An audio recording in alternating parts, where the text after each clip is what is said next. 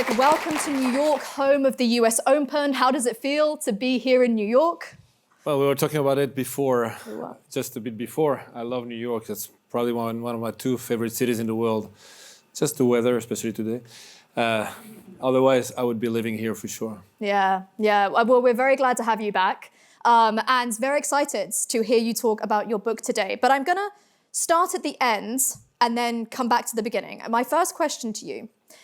You've been coaching some exceptional athletes for many years. Why now for the book? When did you hit that moment where you realized that all of these things you've been observing and learning throughout the years, it was time to put them, to commemorate them in something for people beyond just sports? When was that moment? Well, first of all, because probably I'm getting old. So at some point, I have to look back and think of all the lessons that I learned from those exceptional people I worked with. Actually, to be completely transparent, it was the idea of the editor to do a book and to talk more about self-development using all the experience of sports. Again, working with exceptional people. I mean, we all know, and I know there are several books about all the things that those exceptional people have in common. Yeah. I lived it. I worked with a lot of exceptional people, and that's true that it's their mindset that makes the difference. Of course, think of Serena because she's the greatest, so she's always the most interesting to talk about. If I think of Serena, she has a lot of assets. She has exceptional athleticism. She has huge weapons. Yeah. But if she was not thinking and processing like Serena, she would never have become Serena. She would have become a great player, but not an exceptional champion. So it definitely comes from somewhere else than just the strokes, the physical. It's something else. And actually, during her career, the only moments when she struggled is when she kind of disconnected with herself, her way of thinking, of processing. And I always thought my main job was to keep her connected with herself or help her reconnect with herself. Because when she was thinking the way she usually thought or processing the way she was usually processing, she was unstoppable. So why, to answer your question, first, because I'm getting old, but also because this idea, and I thought, yes, it's a good idea, because of course I use that for helping athletes perform in sports, but it can be very useful for people to perform in anything. And also, the editor knew about my childhood, and all this made a lot of sense together because I'm sure we're going to talk about it, but because I was in such a difficult situation when I was young, and if you would meet me young, you would think this guy has zero chance in life, zero. And I found a way to transform myself. I didn't transform myself, but yeah, I found a way to get rid of all my problems, solve my problems, which is actually how I define my job. I'm here to solve problems, help people solve their problems. Well, not as bad as mine, but anyway, there are always problems to solve. Solve my problems to become able to do whatever I wanted to do in life and thankfully find the success I wanted. So these moments from my childhood to my adulthood, that was a key moment in my life. I used that so much to help players. So all this makes a lot of sense. And for me, it was not in sports, it was in life. So I think all this can be very useful for people. That's why it happened at that special moment. Well, and what you were describing there with Serena is in some ways a very transferable thing in that I think we get very wrapped up in the special skills that our job requires of us, right? You might be an engineer and you have to write code. You're a tennis player and your job is to hit a ball over a net. And we think that those skills are what will differentiate us from other excellent people in the field. But it seems like from what you have witnessed over the years, when you get to the real upper echelons of performance, regardless of the field you're in, the differentiator then often becomes not just the specific niche skill of your field, but your mindset. So I can't wait to get more into that with you as we talk about the ideas in the book. But I want to come to what you were just talking about your origins. You know, my first question kind of started at the end. So let's go back to the beginning. Tell me a little bit about the place you started from in your childhood, and if you see any seeds of the person that you were when you were young in the person that is here today, having written this book with all of this experience. How did you get from A to B? It was a long way. A long way. It's more like A to Z, I guess. You know, it's a long alphabet in there, but tell me a bit about it. In a way, you're right, because, I mean, everything happened between 15 years old and 26, so 10, 11 years. That's where I completely changed myself.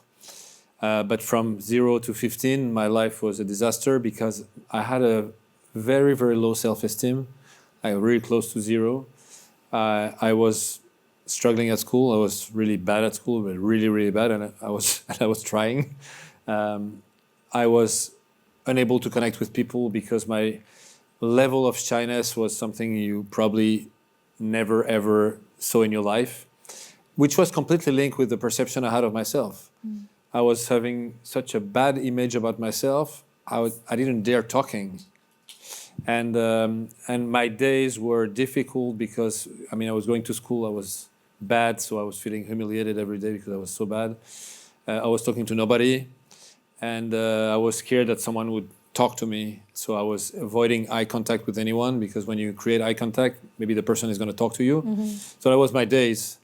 And what saved me in a way at that time was tennis, because I was lucky to meet tennis when I was 4. My parents were going to the club. They were starting tennis, was very trendy at the time. So they started tennis, and I was 4, and they put me on a tennis court with other kids, and I started to play. And I fell in love instantly.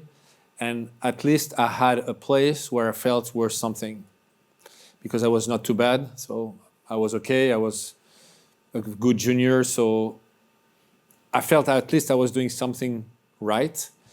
And that was my place. When I was on a tennis court, I felt completely different, but I was the only place. So that made me, thanks to tennis, I could survive a few years. And it's interesting because I never thought I would do anything else than tennis, be a tennis player, because I was obsessed with tennis. That was the only thing I liked, the only place I was feeling well. So in my mind, it was for sure. And when I was 15, I really needed my parents to put me in a situation in which I could play, because when you start to have more homework, more hours of school, I couldn't travel. So I said, am I going to be able to do that? Can you find a way so I can have less school so I can play tennis? No chance, you're not going to be a tennis player. So my life stopped that day. But I think my life began that day because it was the worst thing that could happen to me. But I think at the end, it was the best thing that could happen to me, because I had no other option than to focus on myself and solve my problems and really do it like 100%. Otherwise, I would have played tennis. And when I was playing tennis, I was feeling I was okay because I was on a tennis court. So I think this is the most difficult probably moment of my life, but it's probably the most important moment in my life also, because, and I always say that, the most difficult moments you're going to go through are probably the most important ones, because this is where you can make the biggest transformations. I've lived that with my players too, always made the biggest transformations on the difficult moments. And even in business, it's true. During COVID, we will remember everything stopped. And for all the people that are business owners like me, it was, really difficult. And I remember I put my team together and I said to them, a lot of companies are going to go bankrupt during this period. A lot of other ones are going to be in trouble. And a few ones will bloom because there are opportunities in the toughest moments. We just need to see them. And this is the moment I created UTS, which is my tennis league.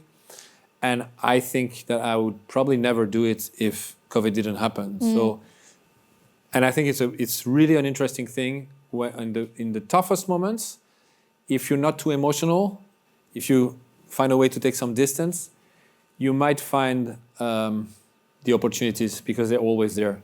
You just need to see them and find them. Yeah, I'm sure your players are very grateful that they have a coach that can resonate with some of the challenges that they're going to face, like that understanding that those dark, challenging times can hold great promise. I'm curious, when I think about your 15-year-old self, and I think about the type of people that you might have written this book for. Who did you write this book for? Did you write it for your 15-year-old self?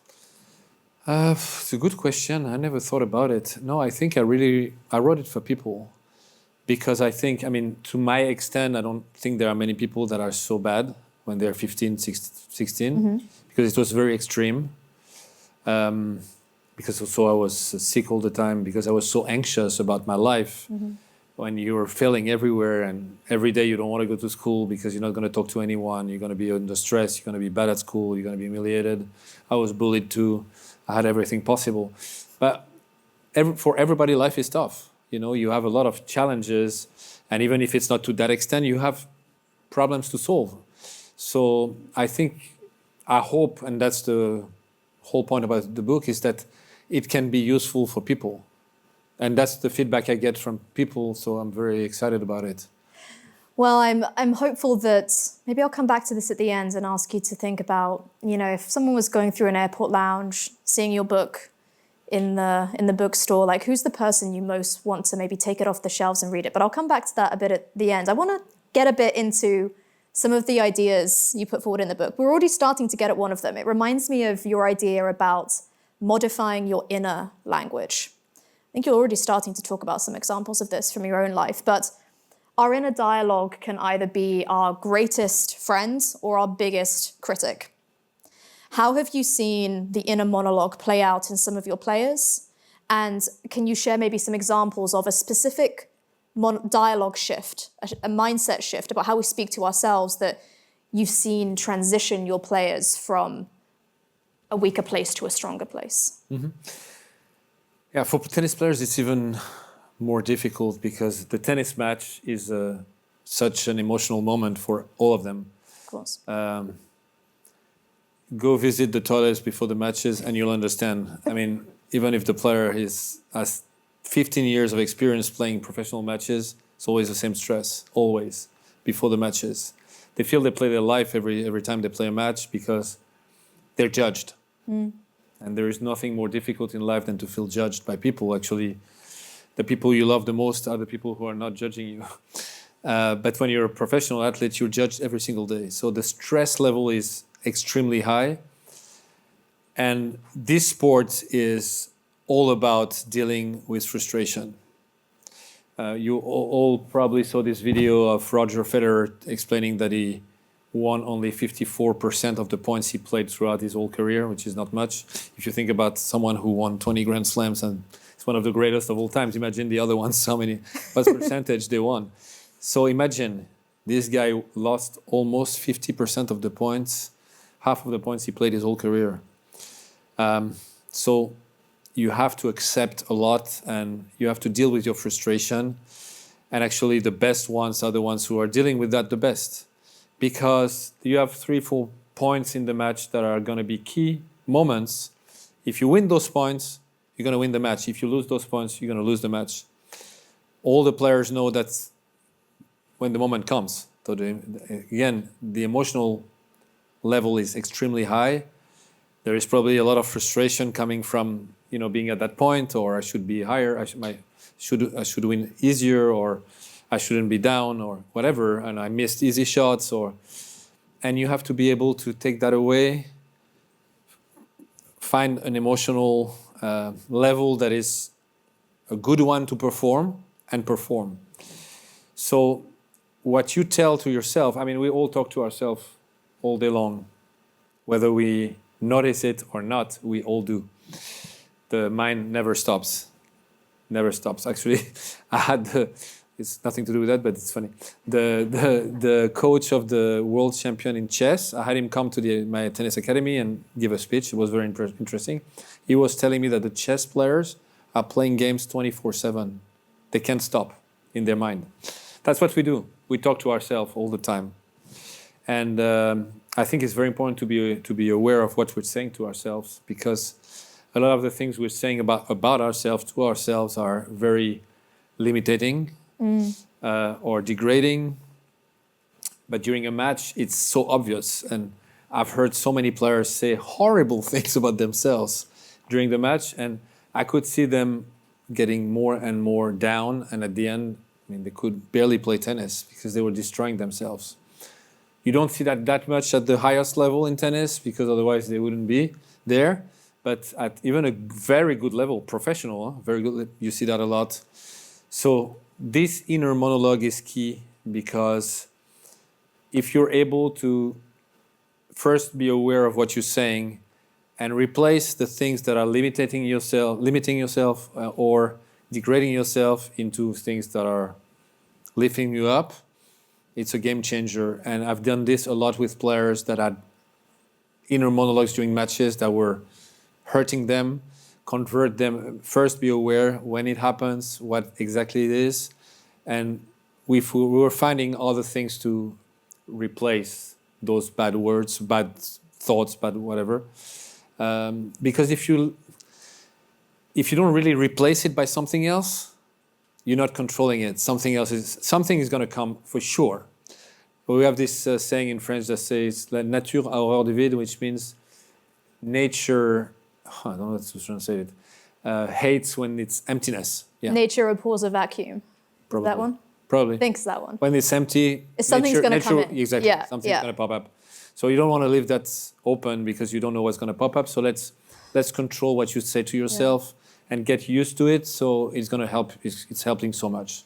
Can you give us an example of what is a saying that you like to use to replace a negative thought? So I'm Federer.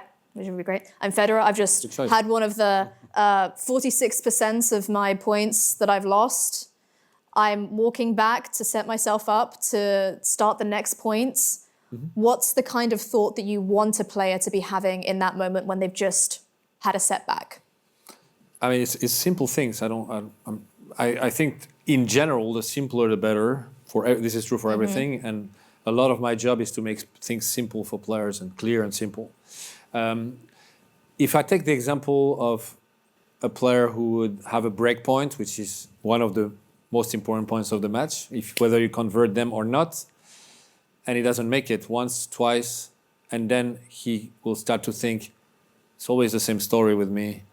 I never make the break points. If he thinks this, I tell you he's not going to make the next one. And it's, of course, whatever you think about yourself is going to happen. So if you think, it's always the same with me, I never convert the breakpoints, you're not going to convert many, I can tell you. For sure not. So this is, for an example of a terrible thought. You can't let that thought inside yourself.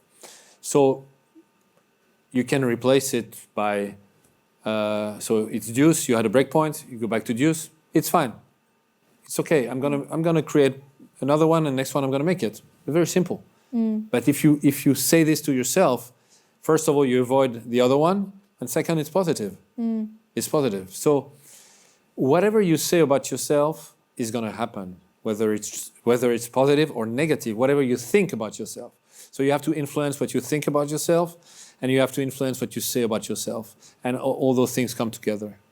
It's interesting because I think I remember now that comment Federer made about this mindset shift you have to be able to move between as a player, where when the point is ahead of you, it has to be the most important points of your career. You're gonna do your absolute best to win that point. But as soon as the point is over, you have to be able to disregard it in a way. And it's like, if it didn't work out, it's okay. I have other opportunities. So you have to be able to very quickly move between this is incredibly important, and then immediately after kind of make it humble again. Actually, that point wasn't the end of the world. There are more opportunities ahead of me. And that kind of flexibility must be essential. That's a very good way to put it. I would just say this. For Roger, it works. For someone else, it would not. We're all not Roger. But I tell you why. Because for some players, if they think next point is the most important point, they're going to be paralyzed. Interesting. For some others, they might think, doesn't matter. Let's play. Doesn't matter. It's going to... I had players like that. I experienced that also after Serena. I worked with other players, and some of them were too impressed to work with me, even though they were great players, because of Serena, not because of me, because of Serena, because of what we achieved with Serena.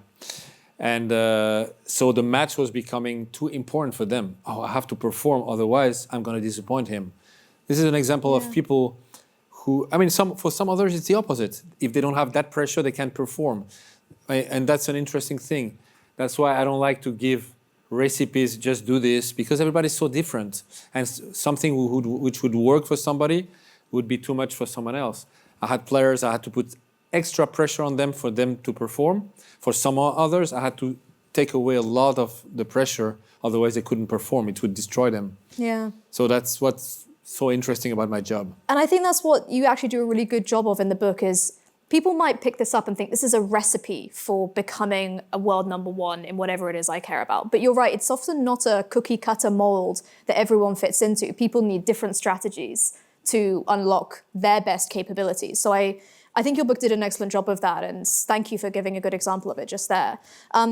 I feel like we're starting to hit on some of the misconceptions that people have about elite athletes. You know, maybe we think that they always take every point really seriously, like I mistakenly thought. Or maybe we think that they always feel confident and capable. If you're world number one at something, you must feel invincible. But we know that they don't. Like you said, like before, a tennis player 15 years top of the game could still be in the toilets freaking out before a match. What are some other misconceptions we have about elite athletes and maybe high performers in general that you've seen? It's a very good question.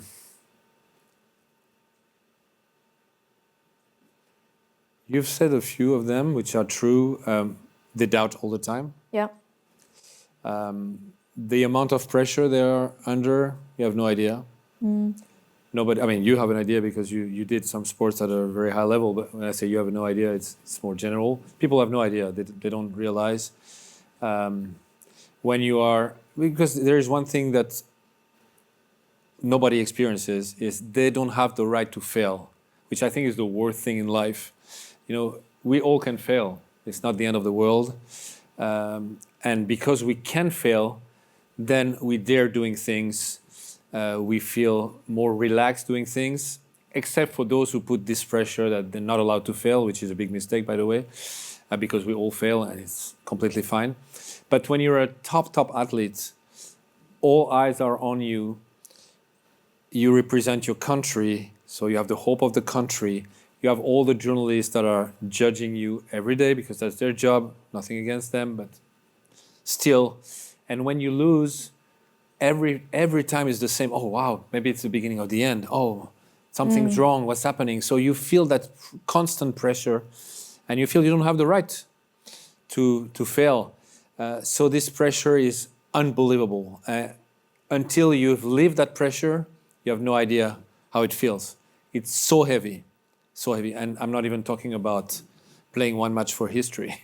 This is another level.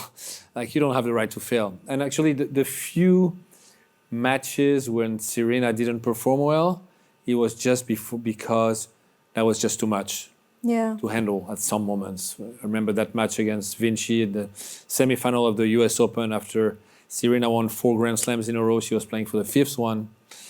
And she's in the semifinal of the 5th one, which is the US Open. And suddenly all the top seed lose, and she's playing Roberta Vinci. Sorry, I don't want to be disrespectful, but she never lost a set against her before. She's number 20 in the world in the semis of a Grand Slam to play Pennetta in the final. I don't know if you know Pennetta, but probably a lot of you don't. But she won a Grand Slam. She's a great player. Again, I don't want to be disrespectful, but I mean, nobody would think she would win a Grand Slam one day. So suddenly, you're playing probably the 2 most important matches of your life, and how can you lose to those players? I mean, even if you respect them, I mean, Serena doesn't lose to Roberta Vinci, so in a way, you don't have the right to fail. Right. You don't. Right. And then suddenly the match goes completely wrong because of that pressure. So I think that's. And people say, "Oh, how can this player lose against this one?" Yeah, but that's exactly why they lose. Right, exactly. It's because the pressure is so big that they're not able to play the level on that day. And the other one on the other side has nothing to lose. I mean, Vinci is playing first semifinal of a Grand Slam in her life. She lost every time easily against Serena. Nothing to lose, so you play free. Yeah. So you have one who's completely under pressure and tense, and the other one who have nothing to lose and plays completely free. And then the scenario goes the wrong way, and then it just increases the pressure on the one who's supposed to win. So that's a big misconception. You read this all the time on the comments. How can this player lose to this one? For that reason. Yeah. And as much as some people might think was sort of unique to tennis, like how often do we go head to head with someone in our respective industries and be able to know how good the other person is, to have a sense of ranking of me and them. But actually, when I think about it, what you're describing is a situation where we might go into an interview or a presentation or any kind of make or break moment and think, I have no excuse to lose this. There is no reason why I shouldn't have this in the bag. And I've done far harder things than this in my past.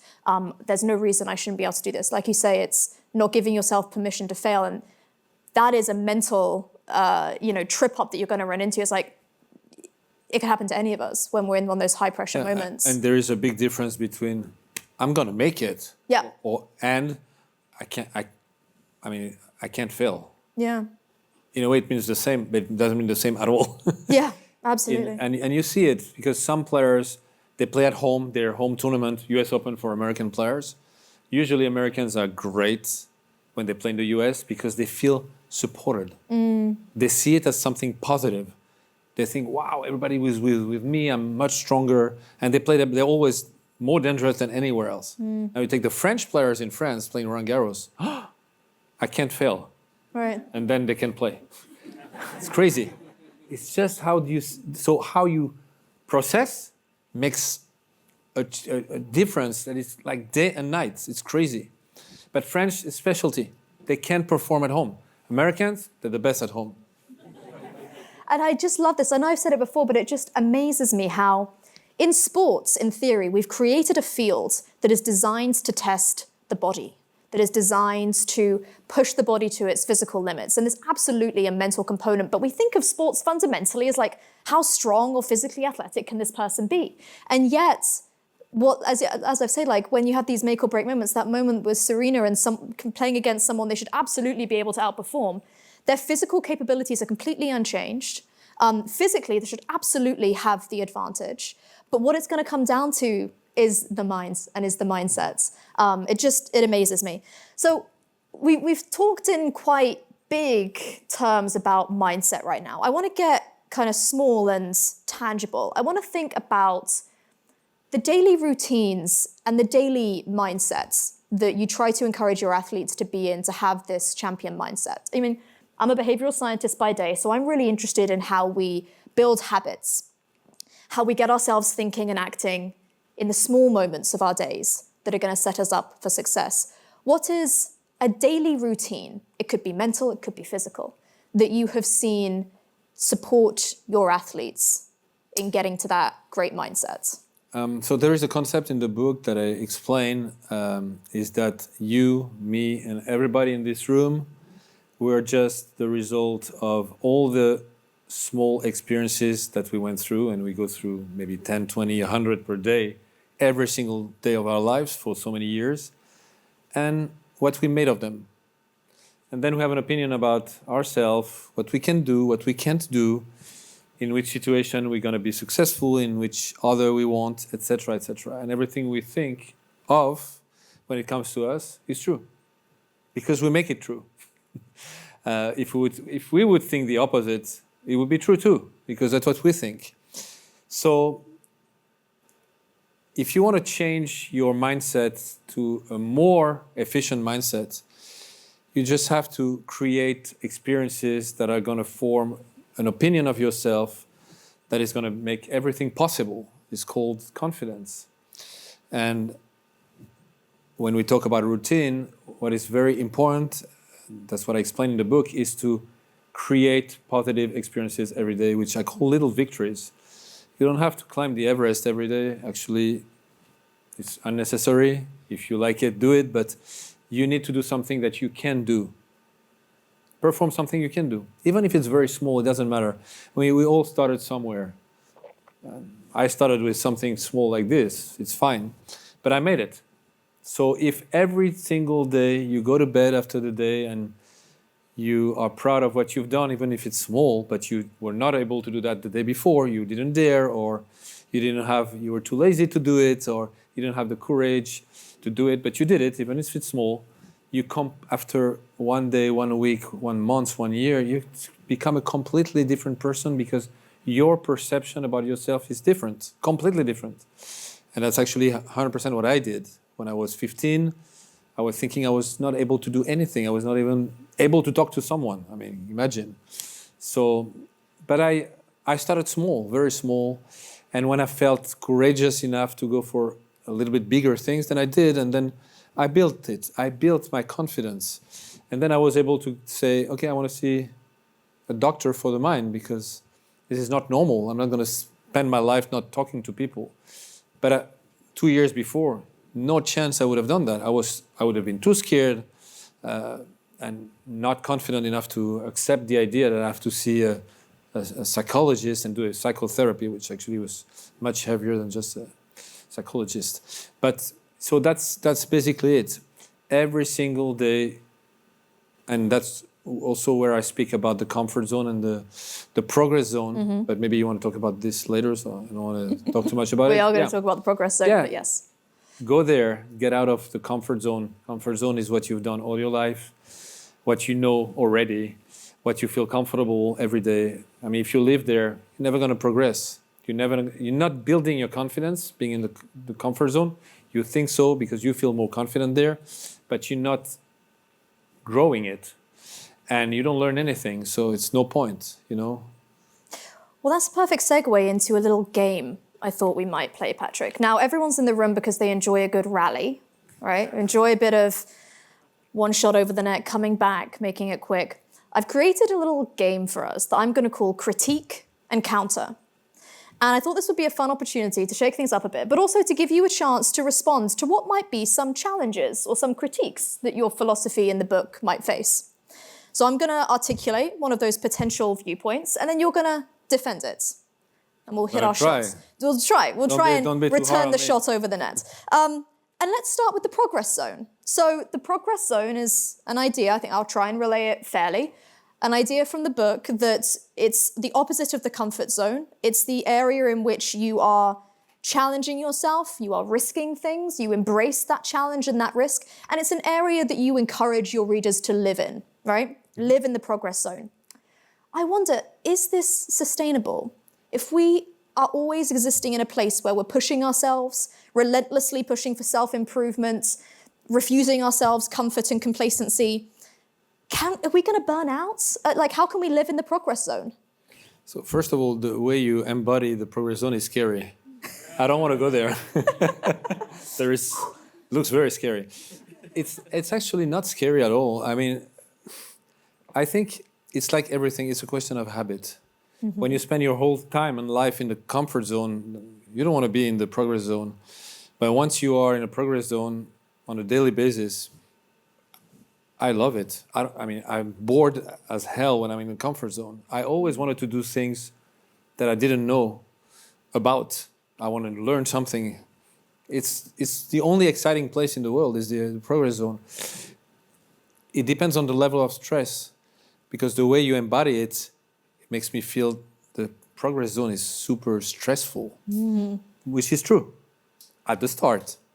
When you start to go from the comfort zone to the progress zone, it brings stress because you go to the unknown.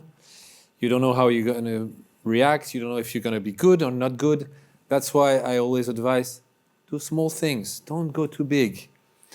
There are two, three things that are important. First, again, always do things that you can achieve. Don't go to the progress zone aiming for too big things. First, because you need victories.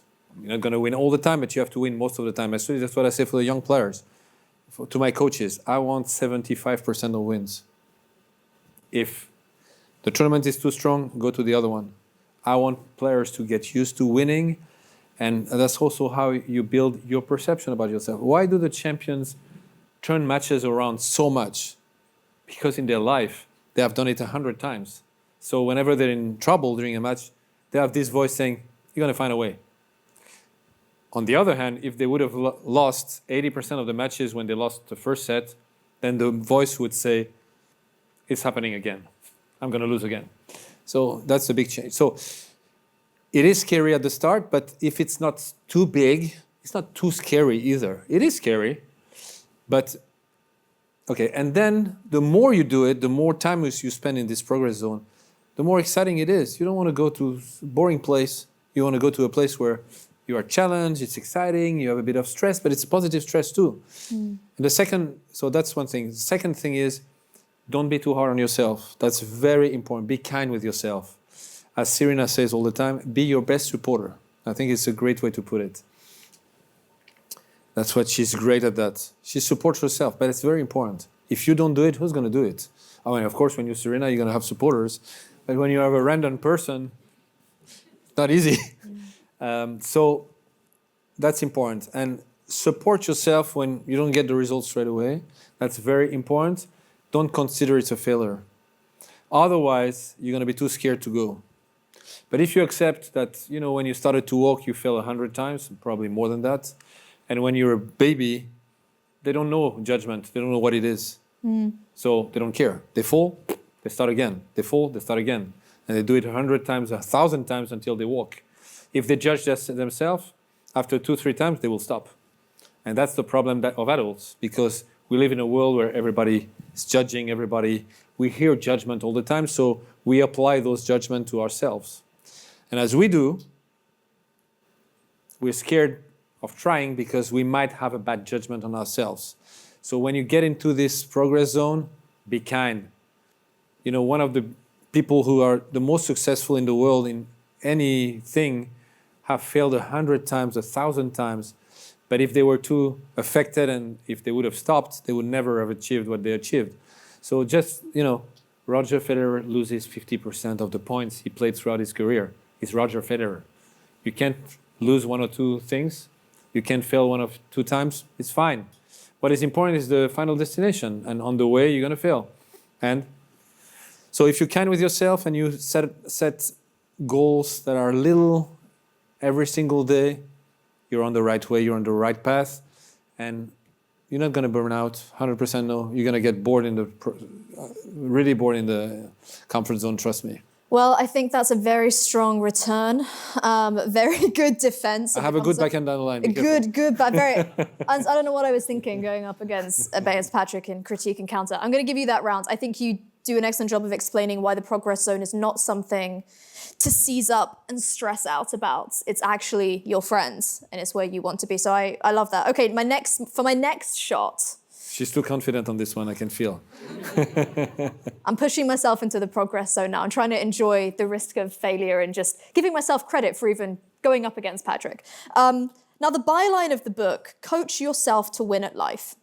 This is a very empowering idea, right? That we can coach ourselves to success. But what about the roles of things that we can't control? What about the roles of things like external supports, mentorship, luck? Does the book imply that we should just be able to self-sufficiently achieve all that we need? Or does it acknowledge the role of contributing factors beyond our own inner coaches? You know what's one of the favorite quotes of Serena that she wrote on her shoes? Luck has nothing to do with it. And I love it. I don't believe in luck. You can have luck to win a point, but to win a match by luck, to make a career by luck, no chance. So luck plays a role, but not a major role that will make a difference between you being successful or not. I don't believe in that. The second thing is, I think it's a very powerful belief, and I always have this one, and I have it by experience, that everything is in your hands. Everything. Can you imagine? You control all your destiny. I really believe it. So I give you one example. When I was 15, my parents decided that I would stop tennis. That was my life. Bad luck? Somebody decided for me. It's not me. It's not my fault. 10 years later, after working on myself, I came back and I said, this is 100% my responsibility. Why? Because I could have convinced them. Did I convince them? No. So I failed, which is okay. I learned something. So it also comes to something very important. You have different reactions when you fail. You know, failing is like losing a match. Let's talk about that. It's not a big failure, but the less it happens, the better it is. You lose a match. So you have different attitudes. You have a lot of the guys would find excuses. Yeah, but it's not my surface. The guy played incredible today. I'm unlucky. I mean, I can make a list like this of the excuses, right? Oh, I had a little pain here. Okay. I mean, did you learn something? If it's not your responsibility, you learn nothing. You're going to play the same guy tomorrow. Same thing is going to happen. If you take the responsibility, okay, I lost. It's my bad. And as a coach, I always take responsibility. I always do it. Always. I always say and I really mean it. I don't tell necessarily my player. Actually, I did with a few. There is zero reason to lose a match, whoever you coach. Zero. Why? There is not such a difference between players in terms of level. I mean, top 100, everyone can beat everyone. I believe it. So if you prepared well, already you have a very good chance to win. Preparation, it's up to me. If you have a good plan, the plan, it's up to me before the match. And 3, if you enter the court with the right mindset, you're going to win. Because there is a good chance that the guy is not as well prepared as you, that he doesn't have a plan that is as good as yours, and that doesn't enter the court with the best mindset. So zero reason to lose. Whenever my player loses, I take responsibility and I think, okay, what did I do wrong? What could I have done better? Because I need to do better next time. This is taking responsibility. So this is so important. So when you find an excuse, you take zero responsibility. When you consider that everything depends on you, you take full responsibility. And if you think about it, and I come back to the experience I had with my father that said that I should stop, that I was stopping tennis, I thought back and I thought, okay, I didn't convince him. Why? Because that was the question. Why did I fail? And I thought, okay, he was scared for me. Because I don't doubt the fact that my parents love me. So he was scared for my future. That's why he decided that I should go to school rather than to play tennis. Okay, he was the right. What was he scared about? A few different things. Mm. So if I knew and I understood him, I would have had a very good chance to convince him. But the only thing I was able to tell myself is that, oh, they're selfish. My father did good studies, so he wants me to do the same. Excuses, blaming the other one. You don't progress when you blame others. But it's such an important belief because you're not going to achieve anything if you're not able to convince people. You need people. You're not alone in life. And you need supporters. You need people who team up with you. You need people who believe in you. So you need to convince people when you do a negotiation. Same.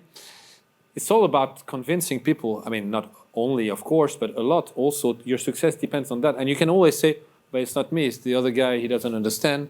You hear that too. You hear that too a lot. Actually, when I interview coaches and they tell me, oh, but this player didn't listen, he was not listening. And I'm thinking, oh, you're not a good coach. Why didn't you listen? Why? Because you missed something. You're not able to be listened. You don't deserve to be listened to. What did you do wrong? So it's all up to you. All up to you. Convincing people is all up to you. So when they say, coaches, like, oh, he lost the match, but his father told him shit before the match. That's why he lost. Okay, control the father. Can you control? Of course you can, because the father wants him to win also. So just find a way that the parents trust you and that they follow your guidance. This is coaching. Otherwise, you're going to complain about them all your life. And that's what I hear a lot when I did a lot of interviews of coaches. So to come back to your question, to your point, sorry, not question. My serve, my shots. Exactly. Unfortunately, it was in the net, this one too. It's in the net. 2 for 2 at this point. Or 0 for 2, rather. Let's call it a double fault. So gracious. No. Actually, it's a fair point, but I don't believe in luck, and I don't believe in exterior factors. You can have sometimes, but if you look at the big picture, you're not going to fail because of external factors. You're not going to fail because of luck. You're just going to find a way to control everything that you can control to get to the result. Well, for my final attempt, I'm going to try and claw back a single point from this critique and counter rally. Before we move to some Q&As from Googlers that they have shared with us, my final shot focuses on the idea of what it means to be a champion, what we should expect from some of the greatest athletes and role models in the world during the height of competition, right? Or indeed what we should expect of any high performer under pressure, right? Not all of us here are competing in the US Open, but we all have high pressure, high performance moments in our job. Now, as any tennis fan will know, there are many stories of athletes getting angry or frustrated or emotional on the court. Mm-hmm.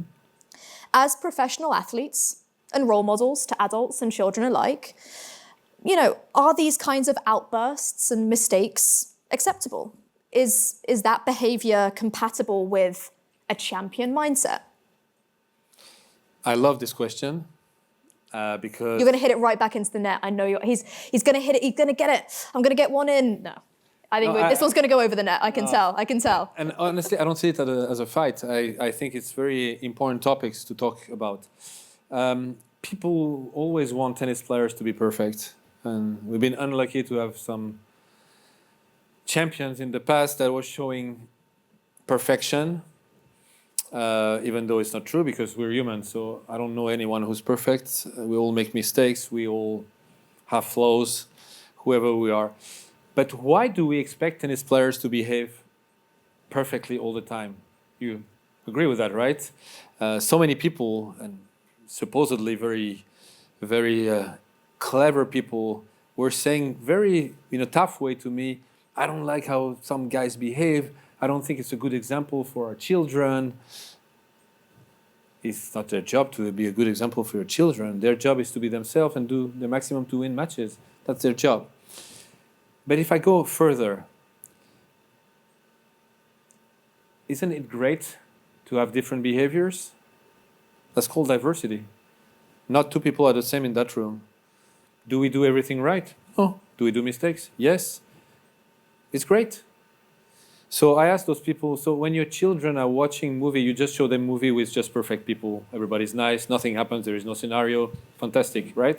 Or you show them movies with gangsters and rapists and horrible people, but also, that's redeeming reality. Characters. Yeah. That's life. Yeah. Humans are also like that, and you have all types of behaviors. Why should tennis players be perfect, but you show them this type of movies where the politics behave the way they do, or some business people? Why tennis players should be perfect? Doesn't make sense. They represent us as humans with all type of behaviors, and you have the right to pick up the ones you like, the ones you don't like. And actually, I told those people, this gives you a great opportunity to explain that to your children, that humans are not perfect, that you have all kind of behaviors. In the same situation, people will react differently, and you have to. First of all, it's a good opportunity for you as parents to explain what you think is the right way to behave in that situation. So it's great that it happened. If nothing ever happens and people are perfect, you have zero opportunity to explain anything. So I think it's a great opportunity. And second, it gives you the opportunity to try to understand people and put yourself in their shoes. Because and I'm not talking about anyone in this room, but what do people know about the pressure that those guys feel? The frustration, the level of frustration that they have to deal with, that explains sometimes some behaviors that are not so bad at the end. If they're breaking a racket, they don't kill anyone. It's not the end of the world. Yes, it's better not to break the racket, but it's not the end of the world because they broke a racket. And I have to come back to that thing that happened with Serena in the US Open. I feel I say only bad stories about Serena, who had the best career in the history. But I think this US Open final, does it work? This US Open final was against Naomi Osaka was interesting because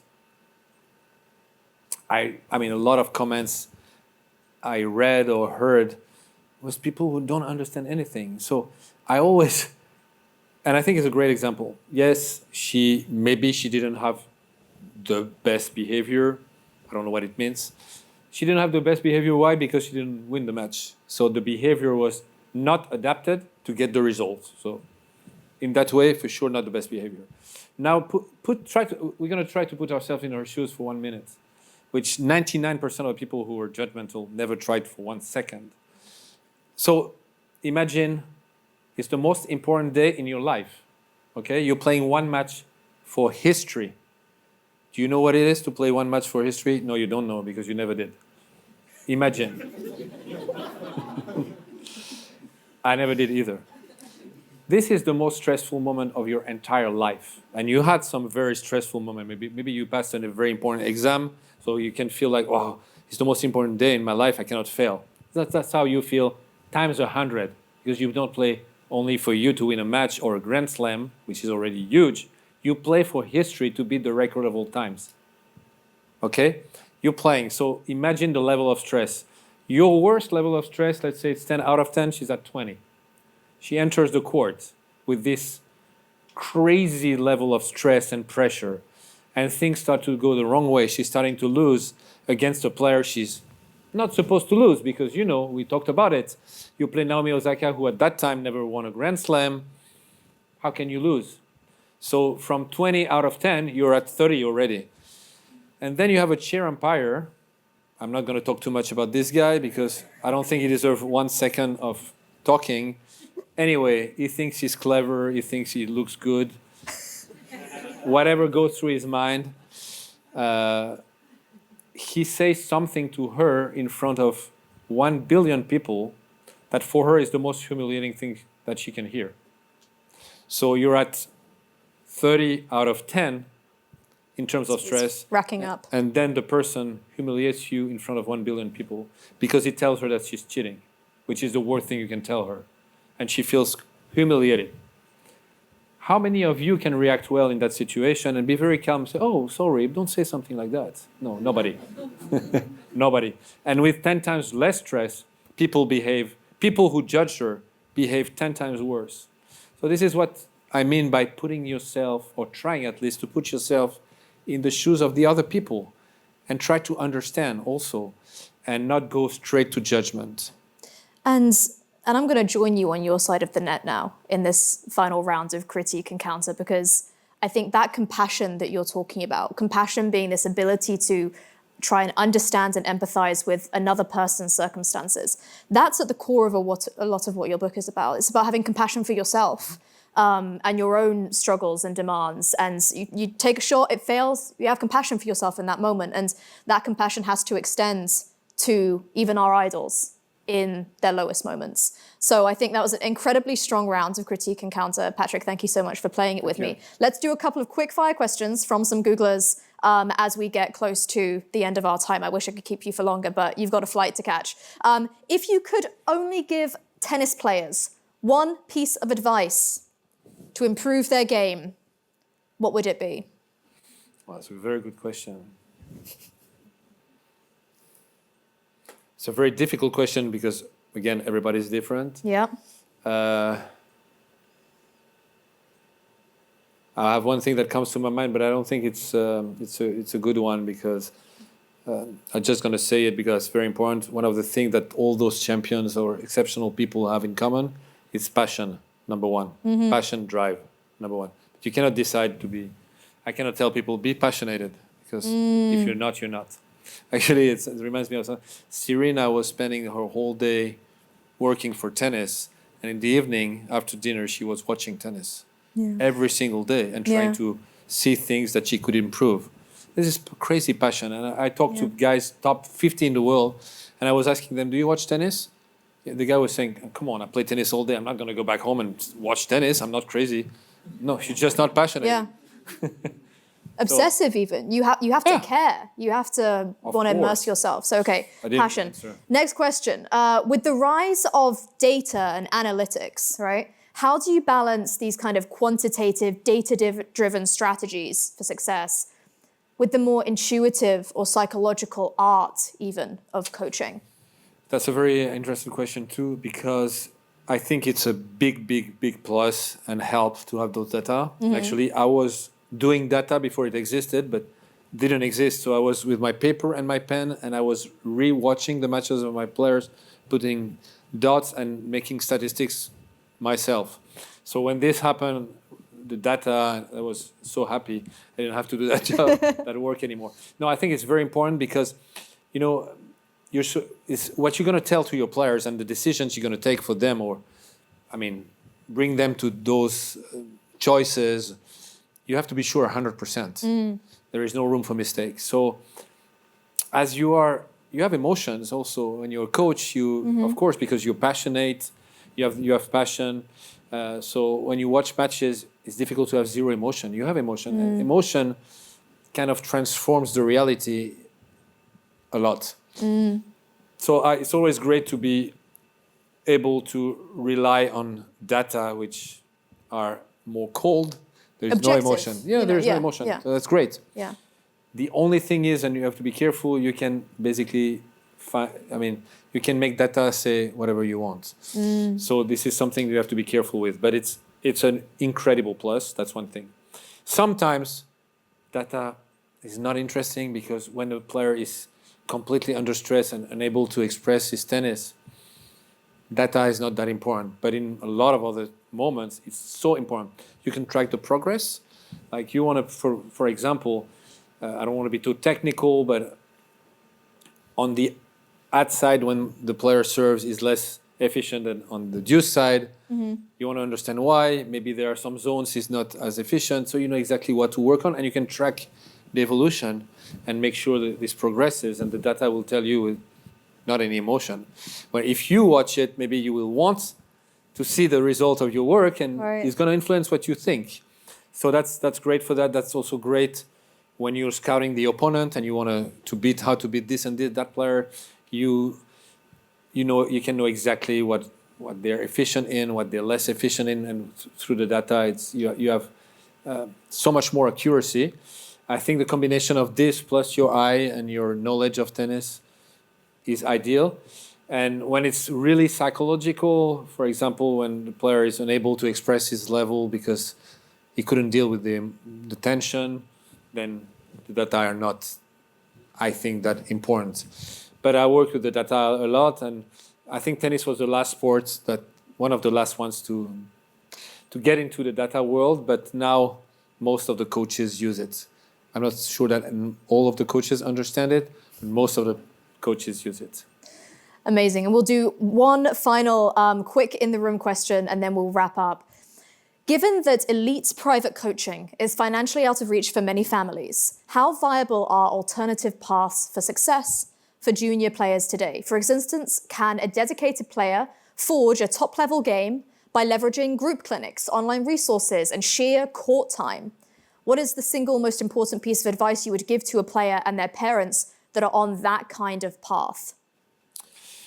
Yeah, so, I mean, compared to collective sports, tennis is individual sport, and financially it's extremely difficult to become pro, because you need a lot of funds. For a simple reason, when you're in collective sports, you belong to a club. The club owns you. So the club invests in you, thinking he's going to be great and I'm going to sell him for a better price in the future. So you have someone who invests in you. When you're in individual sports, especially tennis, you belong to yourself. So the only person that can invest in you, it's you. Hey, there are some exceptions. You have federations that promote help young players because they have a lot of money, especially 4 federations: French, American, Australian, and English, because they have Grand Slams and provide so much money, so they have a lot of funds. But all the federations do it more or less. But a lot of players don't succeed because of financial resources that are missing. You have to pay for your coach. You need a fitness coach. You need to travel the world. You cannot travel by yourself, especially when you're under 18. So you need to pay accommodation, flights for your person that comes with you. It's crazy. At the end of the year, it's minimum 50 to 100,000 euros, dollars per year. I mean, which parent can afford that? Not so many. So this is a real problem. I have a foundation to help. To help the players that I need that resources and I think have very big potential. Coco Gauff was helped by my foundation since she was 10. Stefanos Tsitsipas, Holger Rune, Alexei Popyrin. We helped a lot of great players when they were young, but we helped just a few. I mean, you have to find a way to find money. And it's not easy. A lot of guys find sometimes, a rich guy that gets passionate about your game and helps you, but it's really, really, that's one of the most difficult things for young players is to find, and I've seen a lot throughout my career when I was a lot, before being with the pros, I was with the juniors. I've seen so many guys not make it because of lack of financial support. Yeah. So it's a real problem. What advice? I mean, it's difficult to do clinics and stuff like that and at the same time play professionally. But you can do some individual lessons, but when you're a junior, how do you do that? I don't think it's possible. There are maybe a few online, I don't know how to call it, websites that, proposes to invest in young players and you have to give back prize money in the future. I mean, if you don't have the choice, you can do that. Or you have to be exceptional when you're young. If you're top 3 in the world in your age group, you'll find some sponsors like equipment and you'll get some money. Enough, not always, but you get some money. If you're far from that, it's going to be very difficult. So this is one of the problems of tennis. Yeah, absolutely. There is the financial part plays too much of a big role. Yeah, absolutely. I appreciate how realistic and honest you've been in that answer. Patrick, we're going to have to give you up shortly. Thank you so much for spending time with us here today at Google. It has been an illuminating and intellectually rigorous conversation for me. One final question, is there any sort of singular ethos or call to action that you would love to leave the audience in Google here with today about champion mindsets? Why should people go and pick up a copy of this book? Because I think everybody needs, not necessarily a copy of the book, but everybody needs... Though that would help. It cannot hurt. Worst case, it doesn't hurt you. I think we all can do better, and we all can learn from the best. And we said it at the start, and I think it's a good conclusion also. The biggest champions in the world, whether it's in sport or anywhere, they have a special mindset. Not everyone in this room will be Serena, probably nobody, by the way. I'm not Serena either. But we all can take something from those people in terms of mindset. I think everybody can, at the end, have the best mindset possible. I don't think I have the best, but I have, I think, a good mindset to succeed. And I was ready when I was 26. When I was 15, I was the least ready person you can imagine. So, but I did what I explained in the book, and it takes courage. It's not easy. It takes discipline. That's true. But it's achievable for everyone. So that's, I think, a good reason to read the book. And we've come back to our starting question. Who walking past a bookshop should pick it up? You don't have to think you're going to be Serena Williams or that might be in your cards, but if you think you want to do better in any part of your life, you should maybe pick up a copy. Patrick Mouratoglou, thank you so much for joining us. Thank you very much. Thank you. Great to see you, Patrick.